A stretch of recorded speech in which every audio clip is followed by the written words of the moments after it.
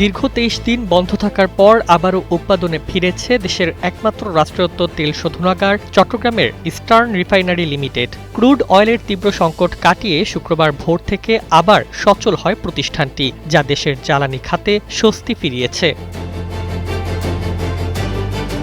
সংশ্লিষ্টরা জানান, সৌদি আরব থেকে আমদানি করা ১ লাখ টন অপরিশোধিত তেল নিয়ে আসা জাহাজ চট্টগ্রাম বন্দরে পৌঁছানোর পরই শোধন কার্যক্রম শুরু করা হয়। ভোর ৫টা থেকে ফায়ার্ড হিটারে প্রসেসিং শুরু হলেও সকাল ৬টা থেকে পুরোদমে উৎপাদন শুরু হয়। বর্তমানে পেট্রোল, অকটেন, ডিজেল সহ বিভিন্ন জ্বালানি উৎপাদন করে নির্ধারিত স্টোরেজে পাঠানো হচ্ছে।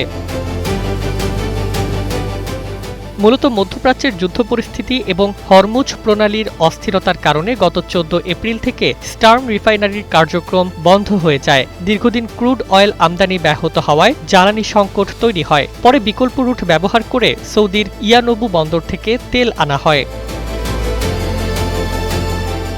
জ্বালানি বিশেষজ্ঞরা বলছেন, ইস্টার্ন রিফাইনারি চালু হওয়ায় দেশের জ্বালানি সরবরাহ ব্যবস্থায় বড় ধরনের চাপ কমবে। বর্তমানে প্রতিদিন প্রায় ৪,০০০ মেট্রিক টন জ্বালানি উৎপাদনের সক্ষমতা রয়েছে শোধনাগারটির। পাশাপাশি চলতি মাসেই সংযুক্ত আরব আমিরাত থেকে আরও ১ লাখ টন ক্রুড অয়েল আমদানির উদ্যোগ নেওয়া হয়েছে, যাতে ভবিষ্যতে এমন সংকট না তৈরি হয়।